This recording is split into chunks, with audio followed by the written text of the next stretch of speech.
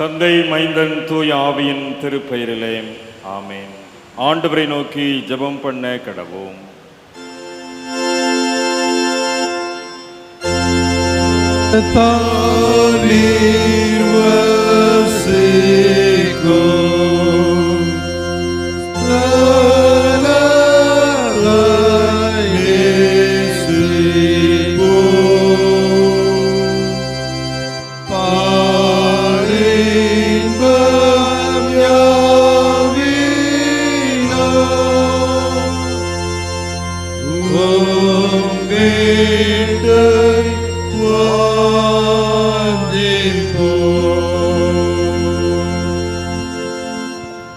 மூவொரு கடவுளாய் எங்களை ஆண்டு வழிநடத்துகிற அன்பின் ஆண்டவரே, திருத்துவ திருநாள் பரிசுத்த திருவிருந்து வழிபாட்டில் திருச்சபை மக்களாய் ஒன்றிணைந்து உம்மை நோக்கி பார்க்கிறோம். ஆண்டவருடைய பிரசன்னத்திலே இந்த வழிபாட்டை நாங்கள் தொடங்குகிறோம். நீர் எங்களோடு கூட இருந்து இந்த வழிபாட்டை நடத்தி தர வேண்டும் என்று வேண்டிக் கொள்கிறோம். இந்த வழிபாட்டிலே உம்முடைய பிரசன்னமும் எங்களை ஆளுகை செய்யவும், நீர் எங்கள் மத்தியில் அழைத்து வந்திருக்கின்ற உம்முடைய அடியார் வழியாக நாங்கள் கேட்கின்ற திருவார்த்தைகள் எங்களுடைய ஆன்மாவுக்கு பயனுடையதாயிருக்கவும், எங்களுடைய பற்றுறுதி வாழ்க்கையில் உம்மை இன்னும் நெருங்கி சேர்வதற்குரிய கிருபைகளை இந்த வழிபாட்டின் வழியாய் நாங்கள் பெற்றுக்கொள்ளவும் ஆண்டவர் அருள் தர வேண்டும் என்று எங்கள் ஆண்டவரும் மீட்பருமாகிய இயேசு கிறிஸ்துவின் வழியாய் வேண்டிக் கொள்ளுகிறோம் பிதாவே, ஆமென். ஆண்டவருடைய திருப்பெயருக்கு மாட்சிமை உண்டாகவும், திருத்துவ திருநாள் திருவிருந்து வழிபாட்டிற்கு தொடக்கமாகவும் நாம் அனைவரும் எழுந்து நின்று கிறிஸ்து சபை பாமாலைகளில் 14வது பாமாலையை பாடுவோம். பாமாலை 14. அநாதியான கர்த்தரே, தெய்வீக ஆசனத்திலே வானங்களுக்கு மேலாய் நீர் மகிமையோடு இருக்கிறீர். 14ஆம் பாமாலை எழுந்து நின்று இணைந்து பாடுவோம்.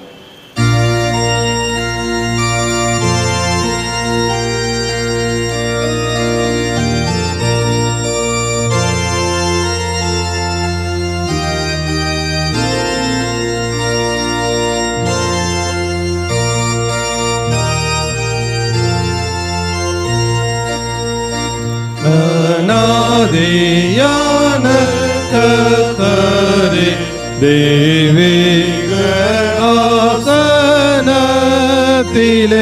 வானங்களுக்கு மேலாய் நீர் மகிமையோடிருக்கிறீர்.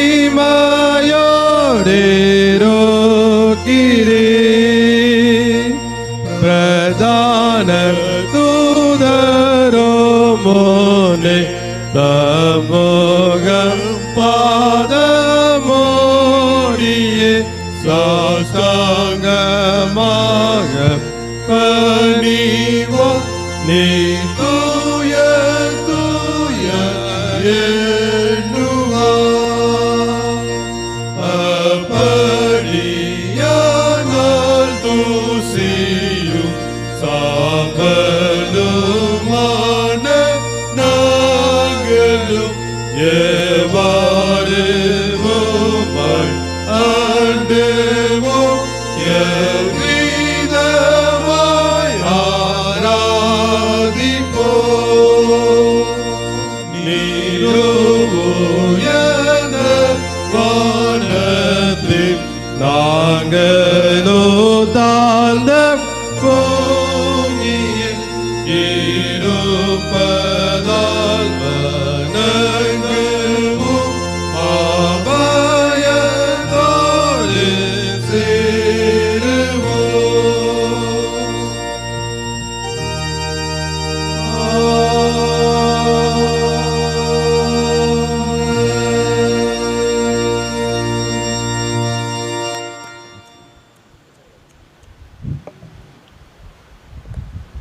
திருவிருந்து ஆராதனை. திருத்துவ கடவுளே, எங்கள் படைப்பாளராக, மீட்பாளராக, எங்கள் நிலைத்திருக்கும் தேற்றவாளனாக நாங்கள் கண்டு அறிந்து உணர்ந்தவரை ஆவியோடும் உண்மையோடும் தொழுது கொள்ள எங்களை தகுதிப்படுத்தும். உம்மோடு ஒன்றிணைந்து வாழவும், உம்மையும் எம்மையும் பிரிக்கிற தடைகளை கடந்து வரவும் ஊக்கம் தாரும். மெய் அன்போடு கிறிஸ்துவின் சமுதாயத்தை கட்டுவதற்கு எங்களுக்கு அருள் தாரும். உலகில் சதா காலம் ஒரே கடவுளாய் தூய ஆவியரோடும் உம்மோடும் வாழ்ந்து வழி நடத்தும் எமது ஆண்டவர் இயேசு கிறிஸ்துவின் மூலமாய் வேண்டிக் கொள்கிறோம். ஆமென். ஆமென்.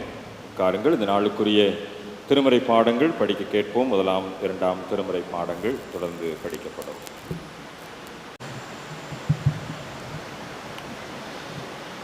வாசிக்கும்படியாக தெரிந்து கொள்ளப்பட்ட முதலாம் வேத பாடம் ஆதியாகமம் 18வது அதிகாரம் வசனம் 1 5 வரை.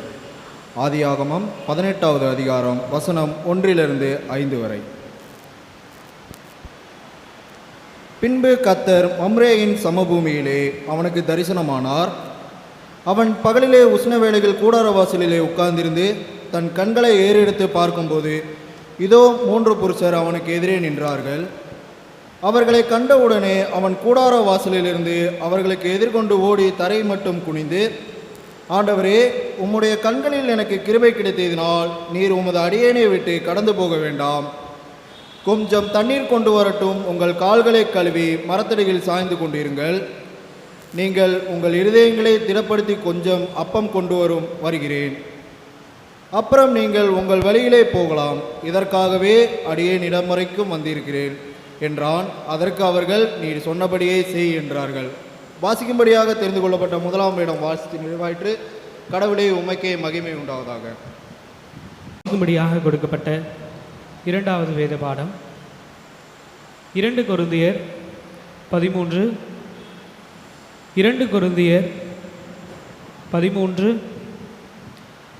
5 முதல் அவ்வதிகாரம் முடிய. 2 கொரிந்தியர் 13 5 முதல் அவ்வதிகாரம் முடிய. நீங்கள் விசுவாசமுள்ளவர்களோ என்று உங்களை நீங்களே சோதித்து அறியுங்கள். உங்களை நீங்களே பரீட்சித்து பாருங்கள். இயேசு கிறிஸ்து உங்களுக்குள் இருக்கிறார் என்று உங்களை நீங்களே அறியீர்களா? நீங்கள் பரீட்சைக்கு நில்லாதவர்களாயிருந்தால் அறியீர்கள். நாங்களோ பரீட்சைக்கு நில்லாதவர்கள் என்பதை அறிவீர்கள் என்று நம்புகிறேன். மேலும் நீங்கள் ஒரு பொல்லாங்கும் செய்யாதிருக்கும்படியாக தேவனை நோக்கி விண்ணப்பம் பண்ணுகிறேன். நாங்கள் பரீட்சைக்கு நின்றவர்கள் என்று காணப்படும் பொருட்டல்ல, நாங்கள் பரீட்சைக்கு நில்லாதவர்கள் போலிருந்தாலும் நீங்கள் நலமானதை செய்யும் பொருட்டே விண்ணப்பம் பண்ணுகிறேன். சத்தியத்திற்கு விரோதமாக நாங்கள் ஒன்றும் செய்யக்கூடாமல் சத்தியத்திற்கு அனுகூலமாகவே செய்யக்கூடும். நாங்கள் பலவீனரும் நீங்கள் பலமுள்ளவருமாயிருக்கையில் சந்தோஷப்படுகிறோம். நீங்கள் நற்சீறு பொருத்தும்படிக்கு விண்ணப்பம் பண்ணுகிறேன். ஆதனால் இழுத்து போடவல்ல ஊன்று கட்டவே கர்த்தர் எனக்கு கொடுத்த அதிகாரத்தின்படி நான் உங்களிடத்தில் வந்திருந்தபோது கண்டித்தம் பண்ணாதபடிக்கு நான் தூரமாயிருந்தும் இவைகளை எழுதுகிறேன். கடைசியாக சகோதரரே, சந்தோஷமாயிருங்கள், நற்செய்து பெருத்தவர்கள் ஆறுதலடையுங்கள், ஏக சிந்தையுள்ளவர்களாய் சமாதானமாயிருங்கள். அப்பொழுது அன்புக்கும் சமாதானத்துக்கும் காரணமாகிய தேவன் உங்களோடு கூட இருப்பார். ஒருவரையொருவர் பரிசுத்த முத்தத்தோடு வாழ்த்துங்கள். பரிசுத்தவான்கள் எல்லாரும் உங்களுக்கு வாழ்த்துகள் சொல்லுகிறார்கள். கர்த்தராகிய இயேசு கிறிஸ்துவினுடைய கிருபையும் தேவனுடைய அன்பும் பரிசுத்த ஆவியினுடைய ஐக்கியமும் உங்கள் அனைவரோடும் இருப்பதாக. வாசிக்கும்படியாக கொடுக்கப்பட்டுள்ள வேத பாடம் வாசித்து முடிந்தாயிற்று. கிறிஸ்துவே உமக்கு மகிமை உண்டாவதாக. மறுபடியும் கடவுளுடைய திருப்பெயருக்கு புகழ்ச்சி உண்டாகும்படியாய் நாம் அனைவரும் எழுந்து நின்று 22வது பாமாலையை பாடுவோம். பாமாலை 22, தூய தூய தூயா சர்வ வல்ல நாதா என்ற பாமாலை நிறைவிலே நற்செய்தி பாடம் படிக்க கேட்போம்.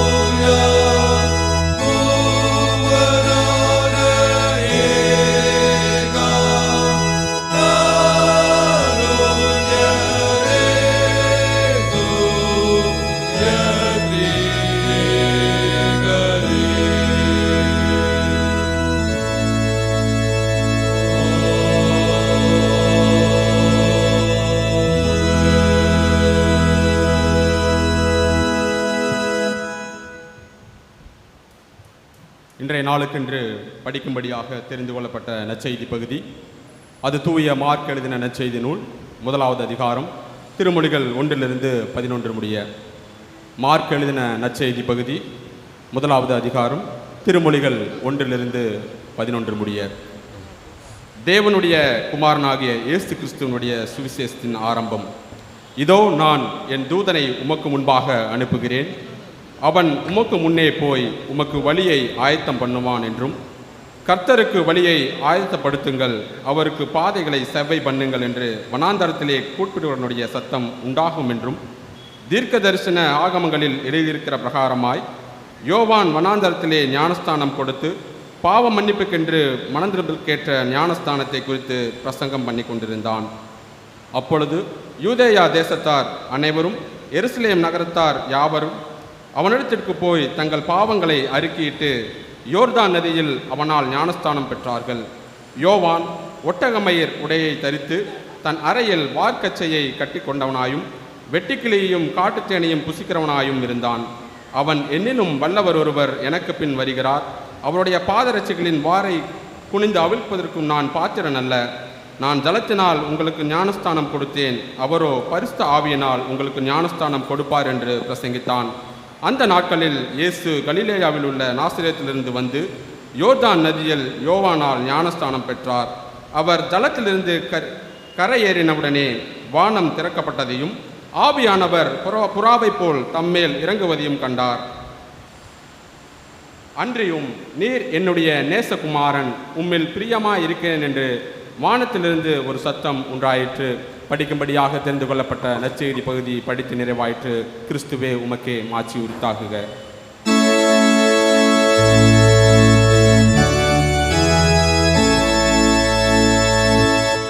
Amen.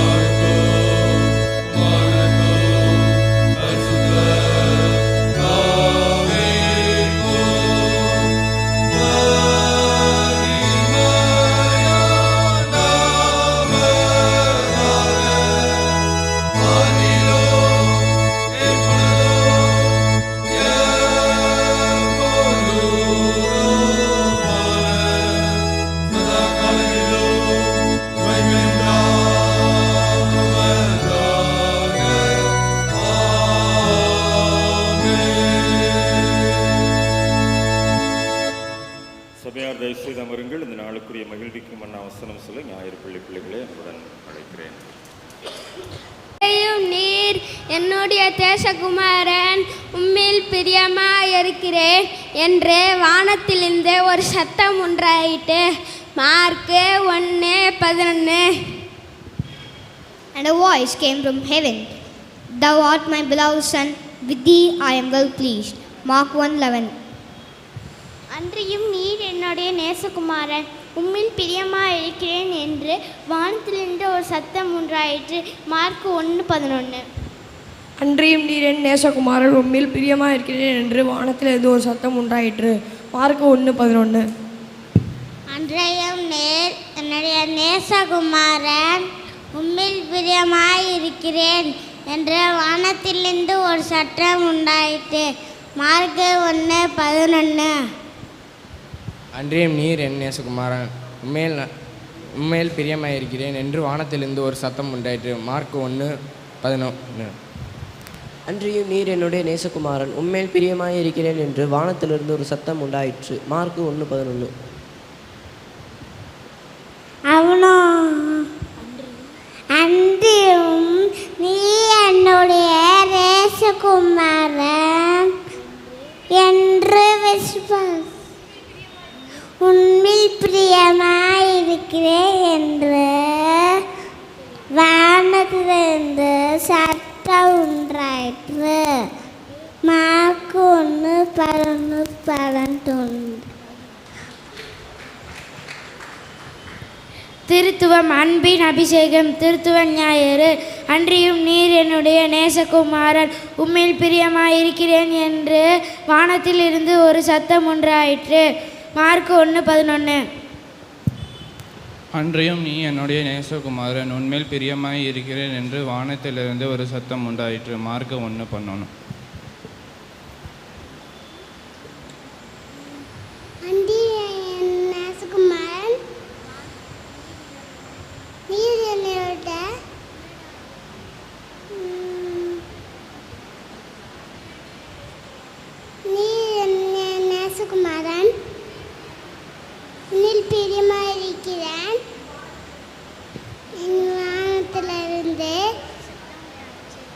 சத்தம் உண்டாயிற்று. மார்க்கு 1:11. அன்றியும் நீரினுடைய நேசகுமாரன் உம்மில் பிரியமாயிருக்கிறேன் என்று வானத்திலிருந்து ஒரு சத்தம் உண்டாயிற்று. மார்க்கு 1:11. அன்றிலும் நீர் என்னுடைய நேசகுமாரன், உம்மில் பிரியமாயிருக்கிறேன் என்று வானத்திலிருந்து ஒரு சத்தம் உண்டாயிற்று. Mark 1:11. And the voice came from heaven, Thou art my beloved Son. Mark 1:11.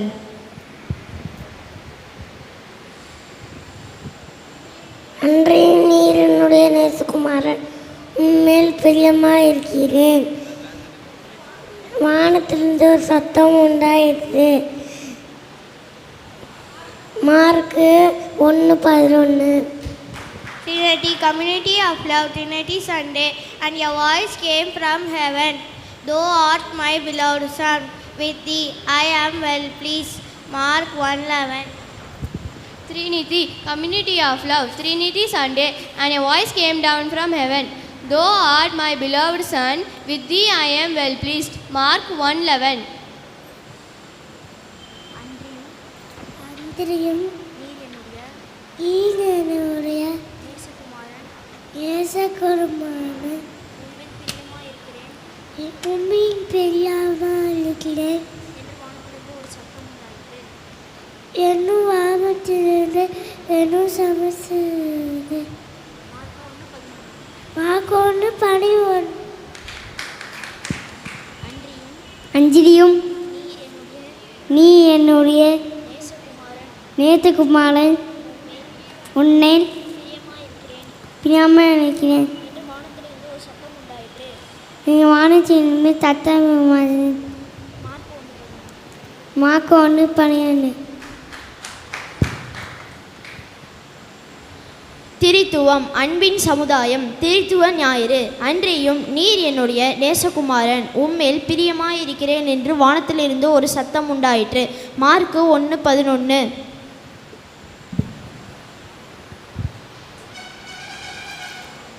அன்றியும் என்னுடைய நேசகுமாரன் உண்மை பிரியமாயிருக்கிறேன் என்று வானத்திலிருந்து ஒரு சத்தம் உண்டாயிட்டு. மார்க்கு 1:11. அன்றையும் நீர் என்னுடைய நேசகுமாரன் உம்மில் பிரியமாயிருக்கிறேன் என்று வானத்தில் இருந்து ஒரு சட்டம் உண்டாய். மார்க் 1:11. திரித்துவம் அன்பின் சமுதாயம்.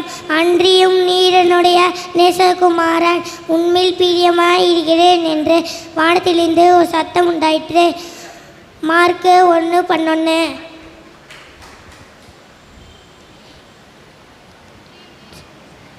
அன்றியும் நீரன் நேசகுமாரன் உம்மேல் பிரியமாயிருக்கிறேன் என்று வானத்திலிருந்து ஒரு சத்தம் உண்டாயிற்று. மார்க் 1:11.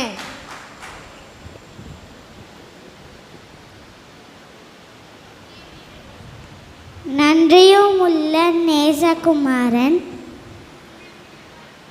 உண்மையில் பிரியமாயிருக்கிறேன் என்று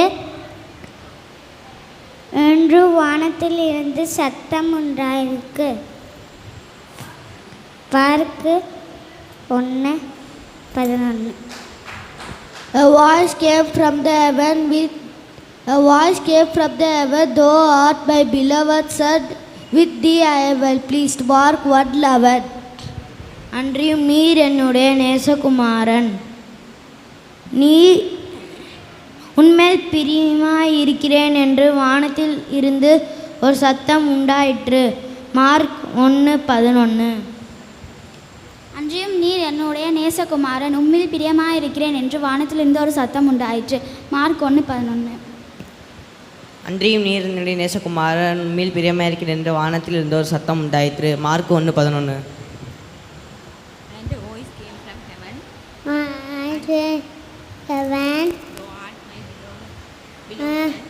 Thou art my beloved son. Art my beloved son. Thee please well pleased. Will please. Mark 1:11. 1:11. அன்றியும் நீர் என்னுடைய நேசகுமாரன் உம்மேல் பிரியமாய் இருக்கிறேன் என்று வானத்திலிருந்து ஒரு சத்தம் உண்டாயிற்று. மார்க் 1:11.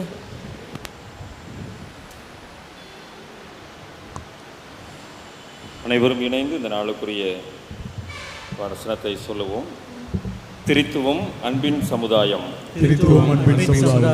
அன்றியும் நீர் என்னுடைய நேசகுமாரன் உம்மில் பிரியமாயிருக்கிறேன் என்று வானத்திலிருந்து ஒரு சத்தம் உண்டாயிற்று. மார்க் 1:11.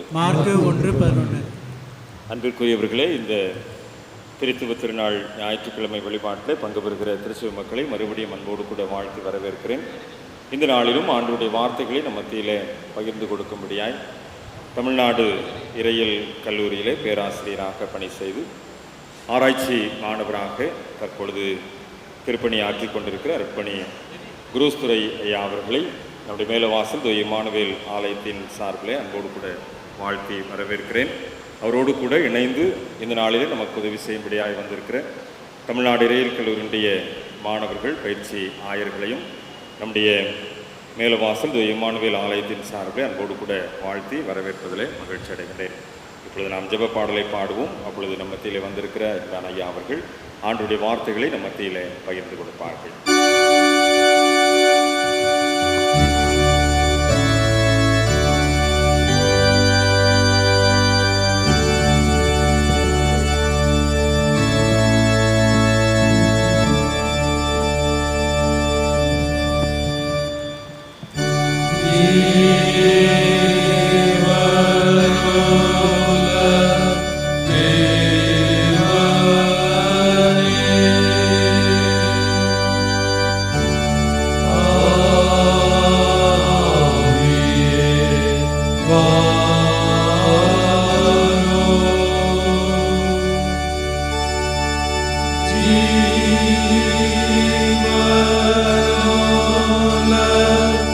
Amen.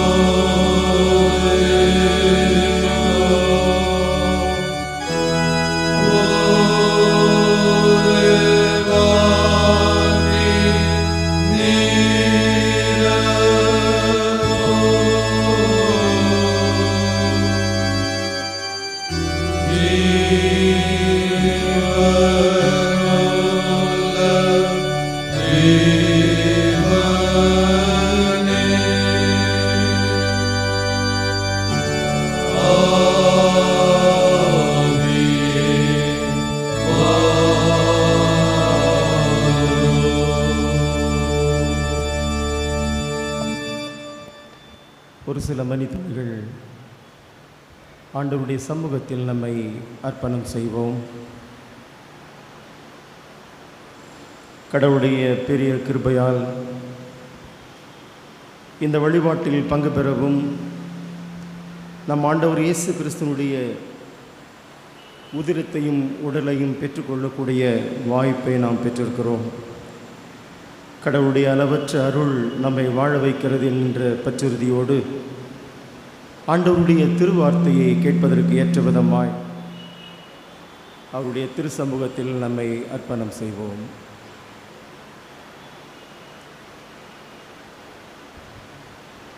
ஆறுதலை இழந்து நான் அமைதி தேடிய அலைகையில் ஆற்று தேற்றினே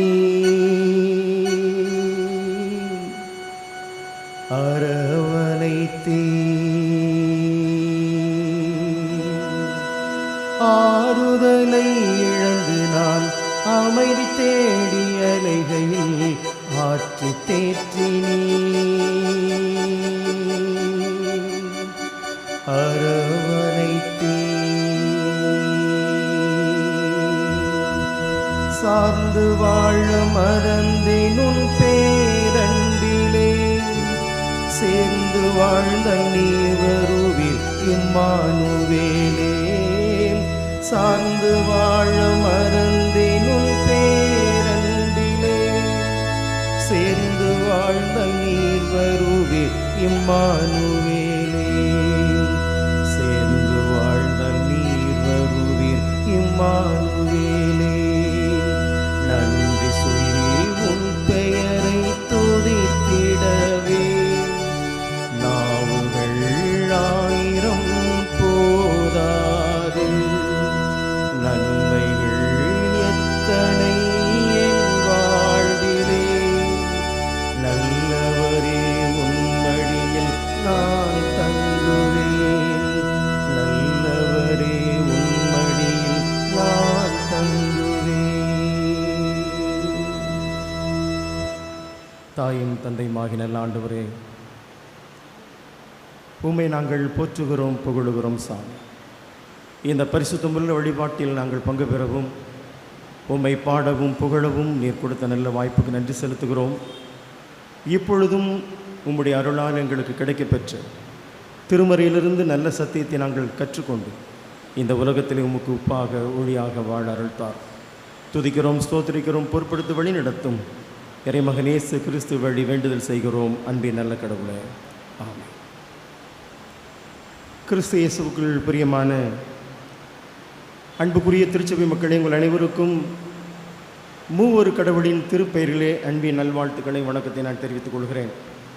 ஒரு சிறு இடைவேளைக்கு பிறகு மீண்டும் தூய இம்மானுவேல் ஆலயத்தினுடைய வழிபாட்டில் பங்கு பெறவும் ஆண்டவருடைய செய்தி எங்களோடு பகிர்ந்து கொள்ளவும் எனக்கு வாய்ப்பு கிடைத்தமைக்காக நான் கடவுளுக்கு நன்றி செலுத்துகிறேன்.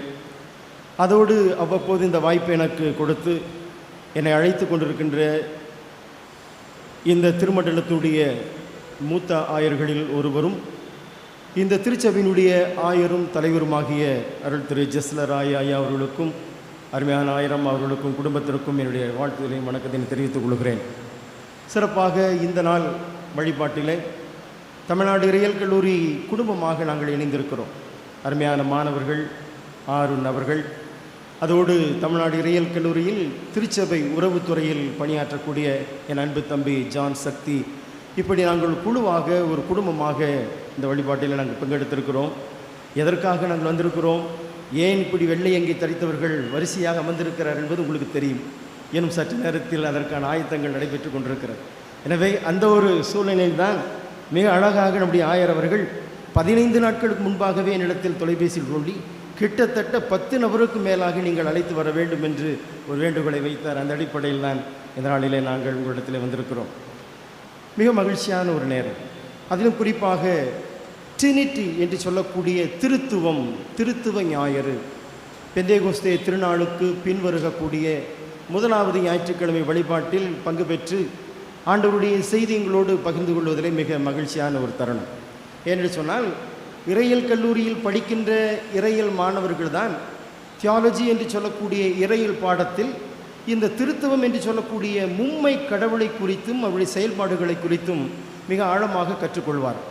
திருச்சபை மக்களுக்கு இது போன்ற தலைப்புகளில் நிறைய செய்தி கேட்பதற்கான வாய்ப்பும் குறைவு. இந்த திருத்துவத்தை எப்படி புரிந்து கொள்வதற்கான சூழலும் நமக்கு வாய்ப்பு கிடைக்காமலே அநேக நேரங்கள் இருந்து விடுகிறது. எனவே தான் இந்த நாள் ஜூன் மாதம் இந்த 3வது ஞாயிற்றுக்கிழமை மிக அழகான ஒரு ஞாயிற்றுக்கிழமையாக நமக்கு கிடைத்திருக்கிறது. அதிலும் குறிப்பாக திருத்துவத்தை குறித்து, மும்மை கடவுளை குறித்து நாம் சிந்திப்பதற்கும், திருத்துவம் ஒரு அன்பின் சமூகமாக, அன்பின் சமுதாயமாக நாம் வாழ்வதற்கு எப்படி அழைப்பு விடுக்கிறது என்பதை கற்றுக்கொள்வது தான் இந்த நாளுடைய அருளுரை தலைப்பாக இருக்கிறது. எனவே நாம் வாசிக்க கேட்ட 3 திருமறை பகுதிகள், ஒன்று ஆதியாகமும் 18ஆம் அதிகாரம் 1 - 5 திருமொழிகளும், யாரும் எடுக்க வேண்டாம், குறிப்பு நான் மீண்டும் நினைவுபடுத்துகிறேன். இரண்டாவதாக வாசிக்க கேட்ட நிருப பகுதி 2 கொரிந்தியர் 13ஆம் அதிகாரம் 5 - 14 திருமொழிகளையும், மூன்றாவதாக நாம் வாசிக்க கேட்ட நற்செய்தி பகுதி மார்க் எழுதின நற்செய்தி நூல் 1ஆம் அதிகாரம் 1 - 5, 6 திருமொழிகளை நான் வாசிக்க கேட்டேன். நான் 2-3 நாட்களுக்கு முன்பாக இந்த பகுதியை, நான் இங்கே இல்லை, நான் நாக்பூர் NCCI, அந்த இந்திய தேசிய திருச்சபையினுடைய மாமன்றத்தில் நடைபெற்ற ஒரு கூடுகைக்காக நான் சென்றிருந்தேன். அப்பொழுது நான் இரவு அறையில் அமர்ந்து கொண்டு இந்த 3 பகுதியும் நான் படித்து கொண்டிருந்த பொழுது எனக்கு சற்று சந்தேகம். இந்த 3 பகுதிகளில் திருத்துவத்தை எங்கே பார்ப்பது? இந்த 3 திருமறை பகுதிகளிலுமே மும்மை கடவுளை குறித்து நாம் எப்படி அருளுரை ஆற்றுவது என்பதை நான் யோசித்து கொண்டிருந்த பொழுதுதான் எனக்குள்ளாக மேலும் ஒரு சில சிந்தனைகள் உருவாகத் தொடங்கியது. ஒருவேளை மும்மை கடவுள் என்றால் என்ன? ஏன் ஓரிரை கோட்பாட்டு கடவுளை கொண்ட கிறிஸ்தவர்களாகிய நாம் ஏன் சிலை வழிபாடுகளை நாம் அனுசரிக்கக்கூடாது என்று சொல்லக்கூடிய சீர்திருத்த திருச்சபையினுடைய கோட்பாடு, இந்த மும்மை கடவுளை குறித்து நாம் எப்படி புரிந்து கொள்வது, எப்படி கற்றுக்கொள்வது? தந்தை, மைந்தன், தூய் ஆவியானவர், இந்த 3 பேரும் 3 நபர்களா, அல்லது இந்த 3 பேரும் ஒரே நபரா? அதுதான் திருத்துவம். மும்மை கடவுள் என்று சொன்னால் தந்தை, மைந்தன், தூய் ஆவியானவர் என்று சொல்லக்கூடிய இந்த 3 பெர்சனாலிட்டிஸ் என்று சொல்கிறார்கள், 3 ஆழ்தன்மைகள். இந்த 3 ஆழ்தன்மைகளும் ஒரே ஆளாக இருக்கிறாரா, அல்லது இந்த ஒருவர் 3 நிலைப்பாடுகளிலே வெளிப்படுகிறாரா என்பதை புரிந்து கொள்வதுதான் திருத்துவம். இதற்கு இன்று வரை, இன்னும் உண்மையாக சொல்ல போனோம்னால் இன்று வரை இது ஒரு புரிதலாகத்தான் இருக்கிறது. இந்த மிஸ்ட்ரி என்று சொல்வார், இந்த மிஸ்ட்ரி ஆஃப் ட்ரினிட்டி என்று சொல்வார். இது ஒரு புரியாத புதிராகத்தான் இதுவரை இருந்து கொண்டிருக்கிறது. எப்படி இதை நாம் புரிந்து கொள்வது, எப்படி இதை நாம் நம்புவது? இருந்தாலும் திருமறையின் வெளிப்பாட்டில், திருமறையுடைய வெளிச்சத்தில் இந்த 3 கடவுள்களை நாம் புரிந்து கொண்டு, இந்த 3 கடவுளும் ஒன்றில் ஒன்றாக மனுக்குலத்தில் செயல்படுகிறார்கள் என்பதை நாம் மிக ஆழமாக புரிந்து கொள்ள வேண்டும். எப்படி அதை புரிந்து கொள்ள வேண்டும்? தொடக்கத்தில் பழைய ஏற்பாடு என்று சொல்லக்கூடிய ஆதியாகமம் தொடங்கி பழைய ஏற்பாடு முழுவதும் உருவமற்ற கடவுளாக வார்த்தையில் வெளிப்பட்ட கடவுள். எரிகிற முச்செடி எரிகிறது, அங்கே நான் இருக்கிறேன் என்று கடவுள் சொல்லுகிறார். ஆனால் என்ன, கடவுளை அங்கு பார்க்க முடியவில்லை. உருவமற்ற ஒரு கடவுளாக அங்கே வெளிப்படுகிறார். அப்படி உருவமற்ற கடவுளாக வெளிப்பட்ட அந்த யாவே என்று சொல்லக்கூடிய கடவுள் மனுக்குலம் பாவத்தில் விழுந்து தீமையில் உழன்று கொண்டிருக்கிற வேளையில் மனிதனை மீட்பதற்காக, மனிதனை தூய்மைப்படுத்துவதற்காக, மனிதனை மீண்டும் தன்னுடைய சாயலில் ஒன்றிணைத்துக் கொள்வதற்காக வார்த்தையோடு உருவமற்ற கடவுளாக செயல்பட்டவர் மனுவாக, மகவாக இந்த உலகத்துக்கு வருகிறார். இயேசுவாக கிறிஸ்துவாக இந்த உலகத்திலே செயல்படுகிறார். எனவே கடவுள் ஒருவர், மனிதன் ஒருவன். எனவே கடவுளுக்கும் மனிதனுக்கும் இருக்கின்ற இடைவெளியை, கடவுளுக்கும் மனிதனுக்கும் இருக்கின்ற உறவை மிகவும் ஒன்றாக்கி மனிதர்களில் மனிதனாகவும் மனிதர்களில் ஒருவராகவும் உங்களைப் போல என்னைப் போல இரத்தமும் சதையும் உணர்வும் கொண்ட கிறிஸ்துவாக கடவுள் வெளிப்படுகிறார். அந்த கிறிஸ்துவாக வெளிப்பட்ட அந்த கடவுள் மனுக்குலத்துடைய அனைத்து வாழ்வியலோடும் தன்னை இணைத்து கொண்டு மனுக்குல மீட்புக்காக இறுதியாக தன்னையே அர்ப்பணம் செய்கிறார். வேறு எந்த நிலைப்பாடுகளிலும் வேறு எந்த சமயத்திலும் இல்லாத ஒரு சிறப்பு, கடவுளுக்காக மனிதர்கள் பாடுபடுவார். கடவுளை தூய்மைப்படுத்துவதற்காக, கடவுளை மகிழ்ச்சிப்படுத்துவதற்காக மனிதர்கள் தங்களை வருத்தி கொண்டு காணிக்கையாகவோ பொருளாகவோ உடல் ரீதியான கஷ்டங்களை ஏற்று கடவுளை மைமைப்படுத்துவதற்கு மனிதர்கள் துன்பப்படுவார். ஆனால் திருமறையில் காணப்பட்ட கிறிஸ்து இயேசு மனுக்குலம் நிறைவாக வாழ்வதற்கு, மனித குலம் பாவம் இல்லாமல் சந்தோஷமாக வாழ்வதற்கு தன்னை அர்ப்பணிக்கின்ற கிறிஸ்து, தன்னை ஒப்பு கொடுக்கின்ற கிறிஸ்து. எனவேதான் வார்த்தையாக வெளிப்பட்ட கடவுள் மனிதரில் மனிதராகவே உருவேற்று பூமியில் பிறந்து எல்லா துன்பங்களையும் எல்லா துயரங்களையும் அவனை அனுபவித்து அவர் இறுதியாக சிலுவையில் தன்னை ஒப்பு கொடுக்கக்கூடிய அற்புதமான தியாகத்தை இந்த கடவுள் நிறைவேற்றுகிறார். அவருடைய மரணம் என்பது ஏதோ பழைய ஏற்பாட்டில் தொடங்கின, மனுக்குலத்தில் தொடங்கின இந்த கடவுள் பாரம்பரியத்தில், இந்த யாவே பாரம்பரியத்தில் கிறிஸ்து இயேசுடைய மரணத்தோடு முற்று பெற்று விட்டால் அதற்கு பிறகு இந்த பூமிக்கும் கடவுளுக்கும் மனிதகுலத்துக்கும் எந்த தொடர்பும் இல்லாமல் போய்விடும். எனவே கிறிஸ்து இயேசுவின் மரணத்தில் முற்று பெற்ற கடவுளுடைய செயல்பாடு அவர் உயிர்த்தெழுதலில் தூய ஆவியானவராக நம்மோடு செயல்படுகிறார். அவருடைய உயிர்த்தெழுந்து நான் பரத்துக்கு செல்கிறேன், தேற்றரவாளன் வருவார், அவர் உங்களை கண்ணோக்குவார், உங்களை பாதுகாப்பார், உங்களோடு இருப்பார் என்று சொல்லி கடவுள் மைந்தனுடைய இறப்புக்கு பிறகு அவர் உயிர்த்தெழுதலுக்கு பிறகு தூய ஆவியானவராக இன்றும் செயல்பட்டு கொண்டிருக்கிறார். இப்பொழுதும் நம்மிடத்திலும் செயல்படுகிறார். எனவே திருத்துவம் என்பது ஏதோ கடவுளுக்கும் மனிதனுக்கும் இருக்கின்ற, பூமிக்கும் இருக்கின்ற உறவு பிரிந்து போனது அல்ல. அது தொடர்ச்சியாக செயல்பட்டு கொண்டிருக்கின்ற, தொடர்ச்சியாக நம்மோடு வாழ்ந்து கொண்டிருக்கின்ற கடவுளாக வெளிப்படுகிறார். தந்தையாக, மகனாக, தூய ஆவியானவராக மும்மை நிலைகளிலே வெளிப்படுகிற கடவுளை வழிபடுவதுதான் திருத்துவ வழிபாடு. 3 நிலைகளிலும் தன்னை மனுக்குலத்தோடு இணைத்து கொண்டு மனுக்குல மீட்புக்காக, மனுக்குல உயர்வுக்காக, மனுக்குலத்தின் பாவ வாழ்க்கையினுடைய முற்றுக்காக செயல்படக்கூடிய கடவுளாக திருமறையில் காணப்படுகிற கடவுள் திருத்துவ கடவுளாக இருக்கிறார். இயேசு பிறந்த காலத்தில் இந்த பிரச்சனை இல்லை, முதல் நூற்றாண்டில் இந்த பிரச்சனை இல்லை. 3ஆம் நூற்றாண்டில் தான் இந்த திருத்துவத்தை குறித்தான ஆழமான இறையியல் தேடல் உருவாகிறது. அந்த ஆழமான இறையியல் தேடல் எங்கே உருவாகிறதுன்னு சொன்னால், கிபி 325ஆம் ஆண்டு நிசையா என்று சொல்லக்கூடிய மாமன்றம் ஒன்றாக கூடி கிட்டத்தட்ட 176க்கும் மேற்பட்ட ஆயர்களும் பேராயர்களும் ஆர்ச் பிஷப் என்று சொல்லக்கூடிய தொடக்க கால திருச்சபை தலைவர்களும் அதில் ஒன்று கூடுகிறார்கள். அப்படி ஒன்று கூடி கிபி 325ஆம் ஆண்டு மும்மை கடவுளுடைய செயல்பாட்டை குறித்து நாம் 3 கடவுளுக்கும் முக்கிய அழுத்தம் கொடுக்க வேண்டும் என்று சொல்லிதான் இந்த நிசையன் கிரீட் என்று சொல்லக்கூடிய நிசையா விசுவாச பிரமாணத்தை எழுதினார். நிசையா விசுவாச பிரமாணம் உருவாகி எழுதப்பட்டு இன்று 1700 ஆண்டுகள் நிறைவு வருகிறது. கத்தோலிக்க திருச்சபை உலகம் முழுவதும் அதை கொண்டாடி கொண்டிருக்கிறது. நிசையா விசுவாச பிரமாணம் எழுதி 1700 ஆண்டு 2025ஆம் ஆண்டு நிறைவேறுகிறது. எனவேதான் நிசையா விசுவாச பிரமாணத்தில் தந்தையாகிய கடவுள் வார்த்தையாக இருந்து மாமிசமான மைந்தராக இருந்து செயல்பட்டு தன்னையும் ஒப்பு கொடுத்து மரணமடைந்த கிறிஸ்து மரணத்தை வென்று 3ஆம் நாள் உயிர் தெழுந்து இன்றும் செயல்படுகிற தூய ஆவியானவராக இருக்கிறார் என்பதை உணர்த்துவதுதான் நிசையா விசுவாச பிரமாணம். மும்மை கடவுளுடைய சிறப்பு அம்சத்தை, மும்மை கடவுளுடைய அழுத்தத்தை மிக அழகாக திருமறை நமக்கு பற்றி காட்டுகிறது. அந்த அடிப்படையில், அந்த பின்னணியில் இப்பொழுது நாம் கேட்ட இந்த செய்தியின் பின்னணியில் மார்க் நற்செய்தி நூல் 1ஆம் அதிகாரம் 1 - 5 வசனங்களை நாம் பார்க்கிற பொழுது, மார்க் நற்செய்தியாளர் கிறிஸ்து பிறப்புக்கு முன்பாகவே யோவான் என்று சொல்லக்கூடியவர், அல்லது கிறிஸ்து செயல்படுவதற்கு அல்லது பணியாற்றுவதற்கு முன்பாகவே யோவான் என்று சொல்லக்கூடிய கடவுளுடைய ஊழியர் எப்படி தன்னை கிறிஸ்துவின் பணியாளராக ஒப்படைத்து கொண்டார் என்று ஒரு நல்ல தொடக்கத்தை, ஒரு முன்னுரையை அந்த பகுதியில் கொடுத்து நற்செய்தி கிறிஸ்து என்கின்ற நற்செய்தி நம்மிடத்திலே வரப்போகிறது என்று சொல்லி திருமறையில் முதல் முறையாக நற்செய்தி காஸ்பல் என்ற வார்த்தையை மார்க் நற்செய்தி நூல் 1வது அதிகாரம் 1 வசனத்தில் தான் பயன்படுத்துகிறார். நற்செய்தி என்று சொல்லக்கூடிய நற்செய்தி என்று சொன்னால் துன்பமுற்று துயரமுற்று வேதனையோடு வாழ்ந்து கொண்டிருக்கிற இந்த உலகத்திற்கு கடவுளுடைய குமாரனாகிய கிறிஸ்து என்னும் இரட்சகர் நற்செய்தியாக வாழ்வு தருகிறவராக, மக்களுக்கு மீண்டும் ஒரு புதிய வாழ்வை கற்றுத்தரக்கூடியவராக இந்த உலகத்துக்கு வரப்போகிறார். எனவே அந்த நற்செய்தி வரப்போகிறது. இறைவாக்கினர்கள் வேத அறிஞர்கள் சொன்னது போல வானத்திலிருந்து ஒரு நற்செய்தி வரப்போகிறது. அது கிறிஸ்து என்னும் நற்செய்தி.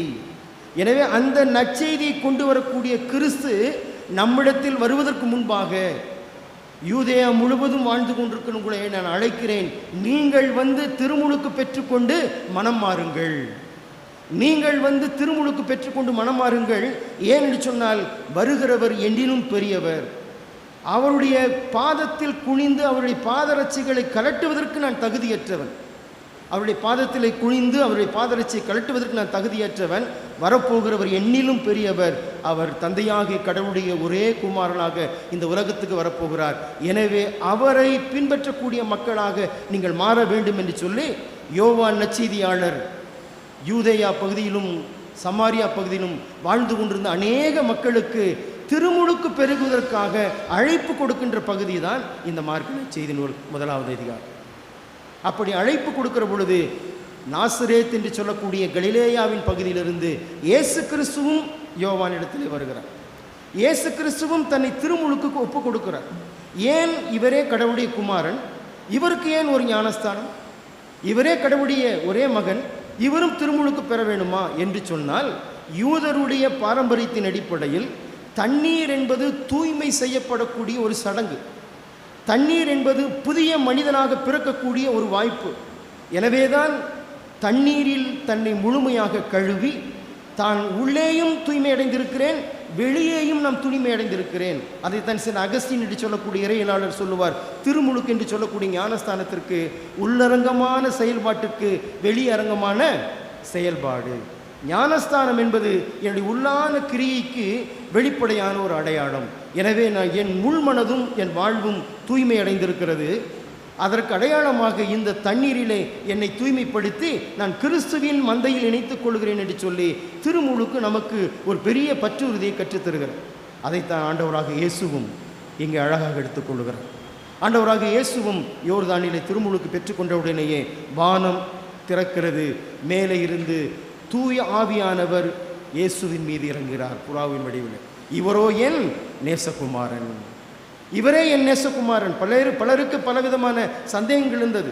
இவன் நாசரேத்தூர் தச்சனுடைய மகனாயிற்றே, மரியாளின் மகனாயிற்றே, இவர் எப்படி மேசியா என்று சொல்லுகிறார், இவர் எப்படி தன்னை மீட்பர் என்று சொல்லுகிறார் என்று சொல்லி, எனவே இயேசுவின் திருமுழுக்கு அவரை பிதாவாகிய கடவுளின் ஒரே மகன் என்று சொல்லக்கூடிய அந்த அங்கீகாரத்தை பெற்றுத்தரக்கூடிய ஒன்றாக மாறுகிறார். எனவே கிறிஸ்தவ வாழ்வில் நீங்களும் நானும் பெற்றிருக்கிற திருமுழுக்கு, கிறிஸ்தவ திருச்சபை பாரம்பரியத்தில் நீங்களும் நானும் பெற்றிருக்கிற திருமுழுக்கு கிறிஸ்துவின் பிள்ளைகள் என்று சொல்லக்கூடிய அங்கீகாரம். நாம் அனைவரும் கிறிஸ்துவின் குடும்பத்தில் இணைக்கப்பட்ட ஒரே கூட்டம். எனவேதான் ஆயர் திருமுழுக்கு சொல்லப்படும் போது இந்த குழந்தையை சொல்லுங்க, நல்லா கதை கேட்டு பழகி இருக்கிறீங்க அமைதியா, இந்த குழந்தையை திருச்சபையாகிய மந்தையில் சேர்த்துக்கொள்கிறோம், இவன் மீது சிலுவையின் அடையாளத்தை வரைகிறோம். எனவே நீங்களும் நானும் திருமுழுக்கு ஆற்றப்பட்டு சிலுவையின் அடையாளத்தோடு இந்த திருச்சபையில் வருகிற பொழுது நாம் அனைவரும் கிறிஸ்துவின் குடும்பத்தை சார்ந்தவர்கள், நாம் அனைவரும் கிறிஸ்துவோடு ஒன்றிணைக்கப்பட்டவர்கள். கிறிஸ்து நம்மோடு ஒன்றிணைந்திருக்கிறார், நாம் அவரோடு ஒன்றிணைக்கிறோம். எனவே அந்த ஒருமைப்பாட்டின் கூட்டம் தான் இங்கே அமர்ந்திருக்கிற கிறிஸ்தவர்களாகிய திருச்சபையாக நீங்களும் நானும். இந்த ஒருமைப்பாட்டை தான் இன்னும் 12 மணிக்குள்ள நிறைவேற்றி காட்ட போறோம். இந்த கிறிஸ்துவின் ஒருமைப்பாட்டில் இணைக்கப்பட்ட திருச்சபையாக நீங்களும் நானும் எப்பொழுதும் கிறிஸ்துவுக்கு உகந்த மக்களாக வாழ வேண்டும், எப்பொழுதும் கிறிஸ்துவுக்கு உகந்த மக்களாக வாழ வேண்டும். அதைத்தான் அப்போஸ்தலனாகிய பவுல் 2 கொரிந்தியர் 13ஆம் அதிகாரத்தில் மிக அழகாக சொல்லுகிறார். ஏற்கனவே நான் 2 முறை வந்துவிட்டேன், ஏற்கனவே 2 முறை உங்களிடத்தில் நான் பேசிவிட்டேன், இப்பொழுதும் உங்களுக்கு எழுதுகிறேன். அந்த கொரிந்திய நிருபத்துடைய கடைசி முடிவு கடிதம், அது ஒரு கடிதத்துடைய முடிவு பகுதி. பவுல் எழுதுகிறார், ஏற்கனவே நான் உங்களுக்கு எச்சரிக்கையோடு சொல்லியிருக்கிறேன், ஏற்கனவே நான் கடினத்தோடு சொல்லியிருக்கிறேன், நீங்கள் உயிர்த்தெழுந்த இயேசுவை பின்பற்றக்கூடிய மக்களாக வாழ வேண்டும். உங்கள் சுய இச்சையின்படி வாழாமல், உங்களுடைய சுய வெறுப்பின்படி வாழாமல், உலக போக்கின்படி வாழாமல், உயிர்த்தெழுந்த இயேசுவின் சிந்தனைகளை உட்கொண்ட மக்களாக நீங்களும் நான் வாழ வேண்டும். மீண்டும் நான் உங்களிடத்தில் வருகிற பொழுது அதை உங்களிடத்தில் எதிர்பார்ப்பேன். இல்லை என்று சொன்னால் மிகுந்த கடின மனதோடு உங்களை நான் கணிந்து கொள்ளுவேன் என்று சொல்லி கொரிந்திய திருச்சபைக்கு அப்போஸ்தலனாகிய பவுல் எழுதுகிறார். எனவே கிறிஸ்துவின் விசுவாசத்தில் இணைக்கப்பட்ட மக்களாகிய நாம், திருத்துவ கடவுளை வழிபடக்கூடிய மக்களாகிய நாம், எப்படி உலக தோற்றம் முதல் கடவுளாக செயல்பட்ட அந்த வார்த்தையாகிய ஆண்டவர் கிறிஸ்து இயேசுவில் வெளிப்பட்டு அவருடைய உயிர்த்தெழுதலுக்கு பிறகு தூய ஆவியானவராக இன்றும் நம்மோடு இணைந்திருக்கிறார் என்று சொன்னால், அந்த தூய ஆவியாகிய செயல்படக்கூடிய மகனாக செயல்பட்ட ஆண்டவராக இருந்த கடவுள் திருத்துவ கடவுளாக நம்மை வழிநடத்தி கொண்டிருக்கிறார். எனவே அந்த திருத்துவ கடவுளை வழிபடக்கூடிய நீங்களும் நானும் இந்த உலகத்திற்கு சாட்சிகளாக இருக்க வேண்டும். இந்த உலகத்திற்கு நாம் சாட்சிகளாக இருக்க வேண்டும். ஒரு அமைதி எங்கிருந்து புறப்பட வேண்டும், ஒரு நீதி எங்கிருந்து புறப்பட வேண்டும், ஒரு சமாதானம் எங்கிருந்து பிறக்க வேண்டும், ஒரு பகிர்வு, ஒரு விட்டு கொடுத்தல், ஒருமைப்பாடு, ஒற்றுமை எங்கிருந்து புறப்பட வேண்டும் என்று சொன்னால் அது நமது திருச்சபையிலிருந்து தான் புறப்பட வேண்டும். அது நமது திருச்சபையிலிருந்து தான் வெளிப்பட வேண்டும். எனவே திருச்சபை என்பது ஒரு அன்பின் சமுதாயம், திருச்சபை என்பது ஒரு ஐக்கியத்தின் குடும்பம், திருச்சபை என்பது ஒரு ஒருங்கிணைக்கப்பட்ட கடவுளுடைய இல்லம். எனவே நாம் கடவுளுடைய மக்களாக இந்த உலகத்திற்கு சாட்சியுள்ளவர்களாக வெளிப்பட வேண்டும்.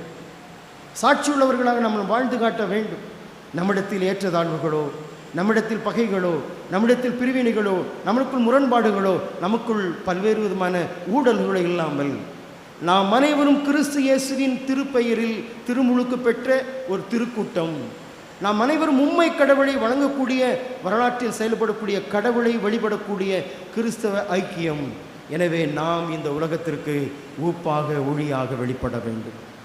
என்னுடைய வாழ்வு, என்னுடைய விசுவாசம், என்னுடைய பற்றுறுதி இந்த உலகத்திற்கு புதிய நற்செய்தியை சொல்ல வேண்டும். மார்க் நற்செய்தியில் அதான் சொல்கிறார், நற்செய்தி என்கின்ற வார்த்தையை முதல் முறையாக 4 காஸ்பல் என்று சொல்லக்கூடிய 4 நற்செய்தியாளர்கள், மத்தேயு, மார்க், லூக்கா, யோவான், இந்த 4 நற்செய்தியாளர்களில் மார்க்கு மட்டும்தான் கிறிஸ்து இயேசுவினுடைய வருகையை இந்த உலகத்திற்கு ஒரு நற்செய்தி என்று சொல்கிறார். அதனால தான் என்ன சொல்கிறோம், நற்செய்தி பகுதி வாசிக்க கேட்போம். 4 நற்செய்தி நூல் தான் ஆண்டவருடைய அனைத்து போதனையும் இருக்கிறது. 4 நற்செய்தி நூலில் தான் ஆண்டவருடைய அனைத்து விதமான அருள் செய்திகளும் அடையாளங்கள் இருக்கிறது. எனவே தான் திருச்சபையில் நற்செய்தி நூல்கள் வாசிக்கும் பொழுது நாம் அனைவரும் எழுந்து நிற்கிறோம். என்று சொன்னால் நற்செய்தி நூல்கள் வெறும் எழுத்தில் அல்ல, கிறிஸ்து இயேசுவே உங்களுக்கும் எனக்கும் நற்செய்தியாக இருக்கிறார். இயேசு கிறிஸ்துவே உங்களுக்கும் எனக்கும் நற்செய்தியாக இருக்கிறார். எனவே அவரை வழிபடக்கூடிய நாம், அவரை நாம் நேசிக்கக்கூடிய மக்களாகிய நாம் ஆண்டவருக்கென்று வாழுகிற கூட்டமாக, ஆண்டவரை மகிமைப்படுத்துகிற கூட்டமாக, நம்முடைய வாழ்வில், நம்முடைய செயல்பாட்டில் எல்லா விதமான தன்மைகளையும் உள்வாங்கிக் கொண்டு அநீதியை எதிர்த்து நீதியை பறைசாற்றக்கூடிய மக்களாக வாழ கடவுள் உங்களையும் என்னையும் அழைக்கிறார். அப்பேற்பட்ட வாழ்க்கை வாழ எல்லாம் உள்ள கடவுள், திரியேக கடவுள், மும்மை கடவுள் உங்களுக்கும் எனக்கும் அருளையும் ஆசையும் வழங்குவாராக. ஆமேன். ஒரு சிறிய 2 புத்தகங்களை நான் உங்களுக்கு அறிமுகப்படுத்துகிறேன். எங்களுடைய கல்லூரியில் பணியாற்றுகிற கிறிஸ்டி என்று சொல்லக்கூடிய பேராசிரியர் மொழியாக்கம் செய்த புத்தகம் உயர் சாதி இந்து பெண் என்று சொல்லுகிற பண்டித ராமாபாய். உங்களுக்கு தெரிந்திருக்கும், ஒரு பார்ப்பன இந்து குடும்பத்தில் பிறந்தவர். அவர் எப்படி ஒரு இளம் வயதிலேயே கணவனை இழந்து கைம்பெண்ணாக அவர் கடினப்பட்டார். அவருடைய வாழ்க்கைக்கு எவ்வளவு ஆணாதிக்கம் உள்ள சிந்தனையுடைய மனு தர்மம் என்று சொல்லக்கூடிய பார்ப்பனியம் எவ்வளவு தூரம் எதிராக இருந்தது. அவைகளின் ஊடாக ஒரு பற்றுறுதியோடு விதவை பெண்களுக்காக போராடி இறுதியாக ஒரு பார்ப்பன பெண்மணி கிறிஸ்துவை ஏற்றுக்கொண்டு கடைசி வரை இயேசுவுக்காக எப்படி வாழ்ந்தார் என்கின்ற அவருடைய சுயசரிதை அடங்கிய 2 புத்தகங்கள் என்னிடம் இருக்கிறது. சிறிய புத்தகம் 100 ரூபாய், இது ஒரு 150 ரூபாய். என்னிடத்திலே நிறைய காப்பிகள் இருக்கிற தம்பிகள் வைத்திருக்கிறார்கள். எனவே இதை வாங்கி படியுங்கள். நம்முடைய பெண்களுடைய விசுவாச வாழ்வுக்கும் திருச்சபை வாழ்வுக்கும் ஆண்களாகி எங்களை போன்றவர்கள் இன்றும் பெண்களை எப்படி அடக்கி கொண்டிருக்கிறோம், ஆணாதிக்கத்தோடு பார்க்கிறோம் என்பதற்கு மனமாறக்கூடிய ஒரு நல்ல வாய்ப்பாக இருக்கும். எனவே தேவைப்படுவோர் அணுகும்படி கேட்டுக்கொள்கிறேன். கடவுள் உங்களையும் உங்களுடைய குடும்பங்களையும் ஆசீர்வதிப்பாராக. ஆமென்.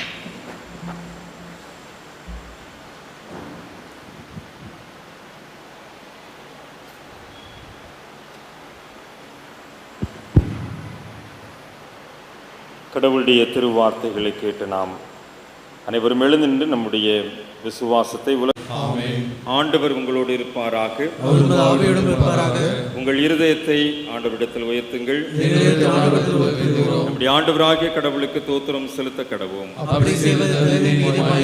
ஆண்டவரே, பரிசுத்த பிதாவே, சர்வ வல்லமையுள்ள நித்திய கடவுளே, நாங்கள் எக்காலத்திலும் இடத்திலும் உமக்கு ஸ்தோத்திரம் செலுத்துகிற தகுதி நீதியும் எங்களுக்கு விசேஷித்த கடமையுமாயிருக்கிறது.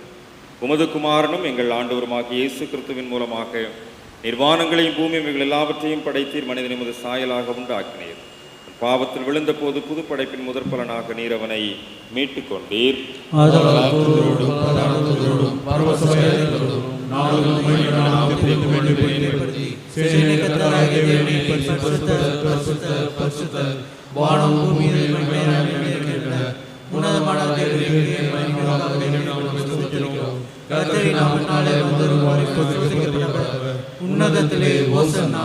ஆம் பிதாவே, நீர் பரிசுத்தர், நீ ஸ்தோத்தரிக்கப்பட்டவர்.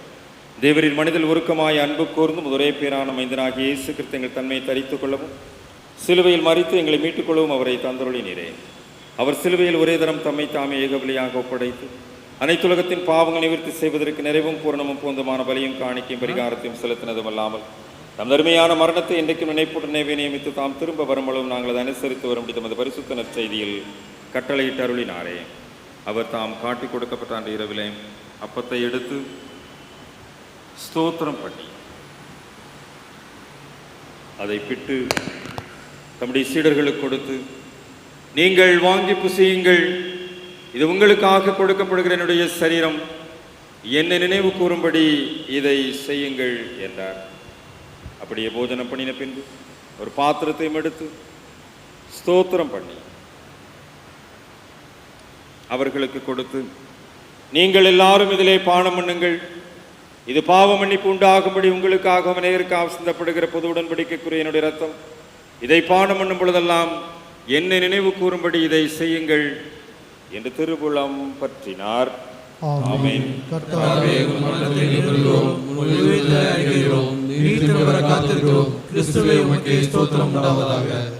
இரக்கமுள்ள பிதாவே, நாங்கள் பிற்கிற அப்பம் கிறிஸ்துவின் சரீரத்தின் ஐக்கியமாயும் நாங்கள் ஆசீர்வதிக்கிற பாத்திரம் கிறிஸ்துவின் ரத்தத்தின் ஐக்கியமாயும் இருக்கும்படி எங்களையும் மீறி இந்த அப்பத்தையும் திராட்சை சிந்து பரிசுத்தாவியால் பரிசுத்தப்படுத்த வேண்டும் என்று இந்த தாழ்மையோடு பிரார்த்திக்கிறோம். நாங்கள் எல்லாரும் எங்கள் ஆண்டவர் கிறிஸ்துவில் கூட்டி இணைக்கப்பட்டவர்களாகி விசுவாசத்தில் ஒருமைப்படும் தலையாக அவர்கள் ஆற்றலும் வளரவும் கிருபை செய்யும். அவரோடு பரிசுத்தாவிடம் ஐக்கியமாயிருக்கிற அனைத்து ஆற்றலும் பொருந்தின தந்தையாகிய உமக்கு அவர் வழியாய் சகல கனவும் ஆட்சிமையும் என்றைக்கும் உண்டாவதாக. ஆமென். நமது இரட்சகராகிய கிறிஸ்து கற்பித்தபடி அவரில் நமக்கு அருளப்பட்ட தைரியத்தோடு சேர்ந்து சொல்லுவோம். பரமண்டலங்களில் இருக்கிற பிதாவே, உம்முடைய நாமம் பரிசுத்தப்படுவதாக, உம்முடைய ராஜ்யம் வருவதாக, உம்முடைய சித்தம் பரமண்டலத்திலே செய்யப்படுவது பூமியிலும் செய்யப்படுவதாக. அன்றன்றைய அப்பத்தை எங்களுக்கு தாரும், எங்களுக்கு விரோதமாய் குற்றம் செய்ய நாங்கள் மன்னிக்கிறது போல எங்கள் குற்றங்களையும் மன்னியும். எங்கள் சோதனைக்கு பிரசிக்கப்படாமல் தீவிரத்து கொள்ளும். ராஜ்யம் வல்லமை மகிமை என்றென்றைக்கும் உடையவரே. ஆமென். அமைதியாக ஆண்டவருடைய திருமுன்னிலையிலே நம்மை உணர்வோம். ஆண்டவர் மும்மை கடவுளாய் வெளிப்படுத்தி அந்த மூவொரு கடவுளின் ஆற்றல் நம் மத்தியிலே இன்றைக்கும் நிலைவரப்படும்படியாய் நம்மை வழிநடத்தி வந்திருக்கிறார்.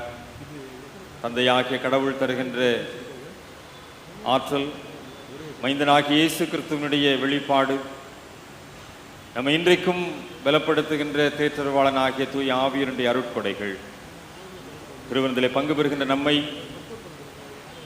இந்த முழுமை வாழ்வுக்குள்ளாய் வழிநடத்தும்படியாய் நம்மை நாமே தாழ்த்தி நம்முடைய அபாத்திர தன்மைகளை உணர்ந்தவர்களாய் தாழ்மையின் மன்றாட்டை இணைந்து ஏறெடுப்போம். இரக்கமுள்ள கர்த்தாவே, எங்கள் சுயநீதியை நம்பி தேவனுடைய அளவற்ற இரக்கத்தை நம்பி செல்கிறோம். உம்முடைய மேஜையின் கீழும் துணிகளில் பொறிக்க நாங்கள் பார்க்கிறோம். ஆனால் தேவரே எப்பொழுதும் இரக்கம் நம்மை மாறாத ஆண்டவராயிருக்கிறீர். ஆகிய கர்த்தாவே, உமது அருமையான குமாரனாகிய இயேசு கிறிஸ்துவின் ரத்தத்தால் எங்கள் பாவங்களை சுத்தமாக்கி எப்பொழுது நாங்கள் அவர்களும் அவர்கள் விசுவாசமாய் ஏற்றுக்கொள்ளுமாய் அவருடைய சரீரத்தை புசித்து அவருடைய இரத்தத்தை பானம் பண்ண எங்களுக்கு கிருபை செய்தருளும். ஆமென். நாம் பிற்கிற அப்பம் கிறிஸ்துவினுடைய சரீரத்தின் ஐக்கியமாயிருக்கிறது அல்லவா?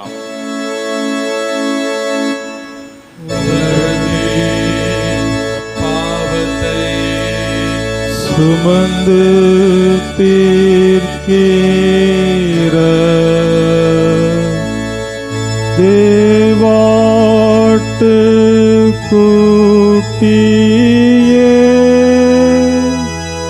எங்களுக்கு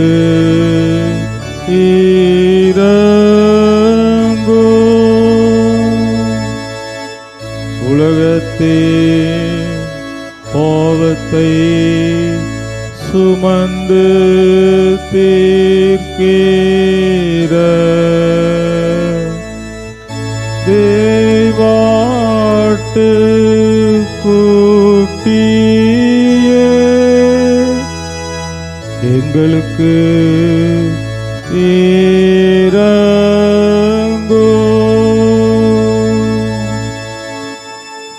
உலகத்தின் பாவத்தை சுமந்து தீர்க்கிற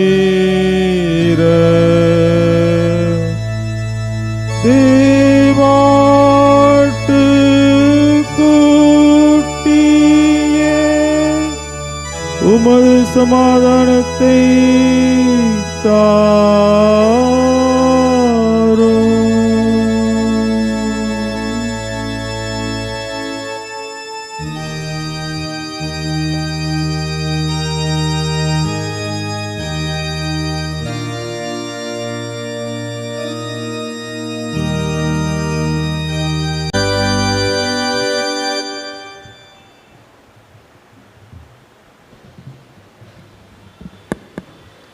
ஜெபம் செய்வோம். மகா கிருபையும் இரக்கமுள்ள எங்கள் தாயும் தந்தையுமாகிய நல்ல ஆண்டவரே, மீண்டுமாக நன்றியறிதல் உள்ளத்தோடும் நாங்கள் போற்றுகிறோம் புகழுகிறோம் சாமி. இந்த பரிசுத்தமுள்ள ஞாயிற்றுக்கிழமை காலை வழிபாட்டில் சிறப்பாக திருவிருந்து வழிபாட்டில் பங்கு பெறவும் உம்மை பாடவும் புகழவும் எல்லாவற்றுக்கும் மேலாக திருத்துவத்தின் மகத்துவத்தை இந்த நாளிலே அருள் செய்தியாக நாங்கள் கற்றுக்கொள்ள நீர் கொடுத்த நல் வாய்ப்புக்காக நன்றி தெரிவிக்கிறோம் சாமி. திருச்சபையாக சிலுவையின் அடையாளத்தோடு வாழுகிற திருக்குடும்பமாக இந்த உலகத்தில் நாங்கள் எப்படி வாழ வேண்டும், கிறிஸ்துவின் அன்பையும் நீதியும் எவ்வாறு நாங்கள் வெளிப்படுத்த வேண்டும் என்பதை நீர் கற்றுத்தந்திருக்கிறீர். கற்றுக்கொள்வது மட்டுமல்ல, அதை எங்கள் வாழ்வில் வெளிப்படுத்தக்கூடிய உண்மையுள்ள விசுவாசிகளாக நாங்கள் தொடர்ந்து வாழ எங்களுக்கு அருள்தாரும் சாமி. சிறப்பாக எங்களுடைய நாட்டுக்காக, எங்களுடைய சக மனிதர்களுக்காக வேண்டுதல் செய்கிறோம். கடந்த வாரத்தில் ஏற்பட்ட விமான விபத்தில் 160க்கும் மேற்பட்ட மக்கள் தங்கள் இன்னுயிரை இழந்திருக்கிறார்கள். அநேக குடும்பங்கள் முற்றிலுமாக அழிந்திருக்கிறது. பரிதவிக்கக்கூடிய சூழலில் வேதனைப்படக்கூடிய தருணம்.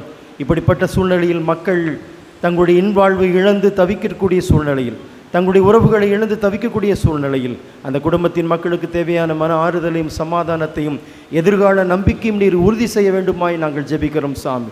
கடந்த 3 நாட்களாக இஸ்ரேலுக்கும் ஈரானுக்கும் நடைபெற்று கொண்டிருக்கிற போர் 80 மக்களுக்கு மேலாக நேற்றிரவு மட்டும் படுகொலை செய்யப்பட்டிருக்கிறார்கள். மக்கள் தங்களுடைய இன்பமான வாழ்வை தவித்து போர் சூழலே அடிப்படை உணர்வுகள் தண்ணீர் எதுவும் இல்லாமல் போராடி கொண்டிருக்கிற சூழ்நிலையில் உலகமெங்கும் உடைய சமாதானமும் உடைய அமைதியும் நீதியும் எங்கும் நிலைத்தோங்க வேண்டிய அருள் செய்தியை நீர் தர வேண்டுமாய், தலைவருடைய மனதிலே நல்ல மாற்றத்தை நீர் உண்டு பண்ண வேண்டுமாய் நாங்கள் ஜெபிக்கிறோம் சாமி. சிறப்பாக எங்களுடைய திருச்சபைக்காக, திருச்சபையில் வயது முந்த மக்களுக்காக, பலவீனத்தோடும் நோய்வாய்ப்பட்டிருக்கிற மக்களுக்காக நாங்கள் வேண்டுதல் செய்கிறோம்.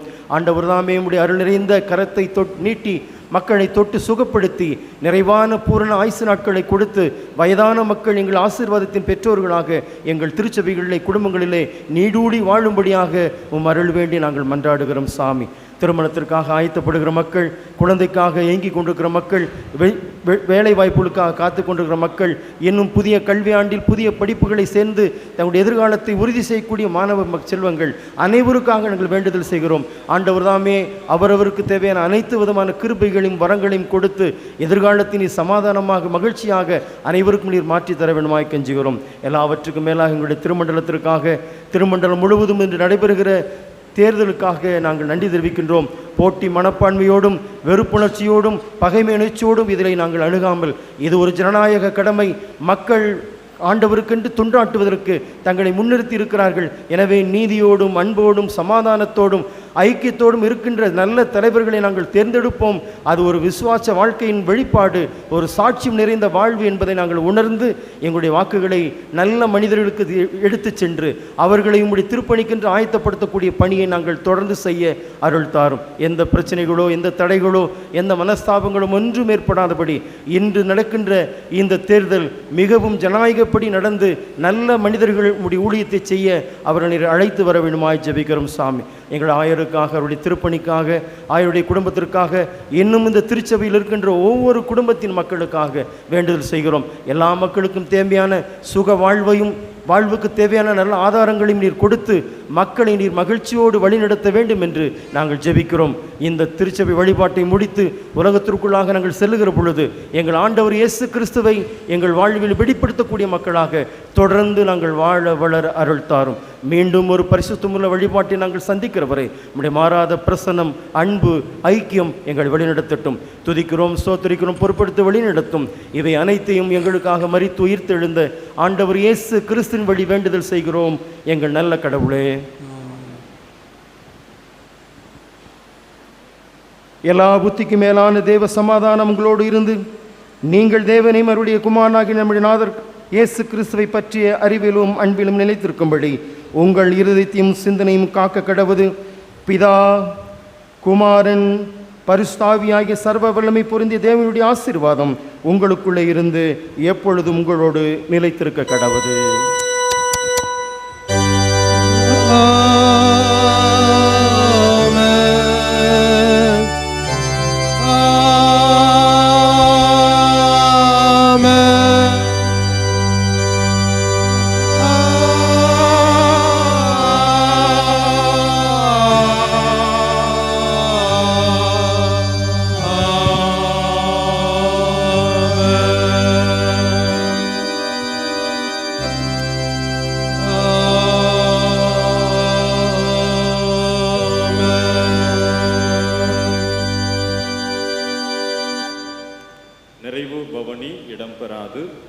வழிபாடு முடிந்த பிற்பாடு டெல்லர்கள் அருமையான அறையை ஆயத்தம் செய்த பிற்பாடு ஏஜெண்டுகள் உள்ளே அழைக்கப்படுவார்கள்.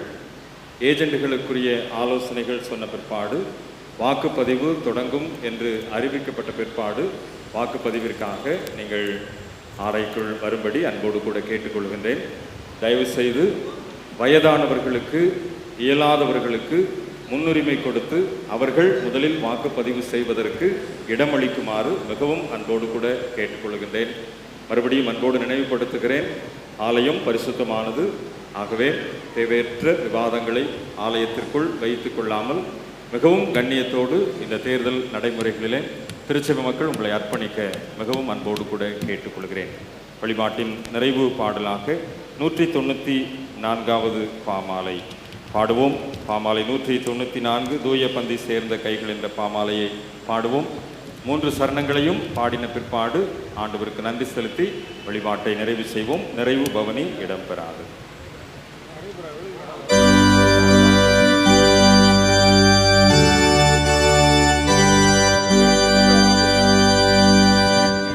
தூய பந்தி சேர்ந்த கைகள் சேவை செய்ய காத்தியோ,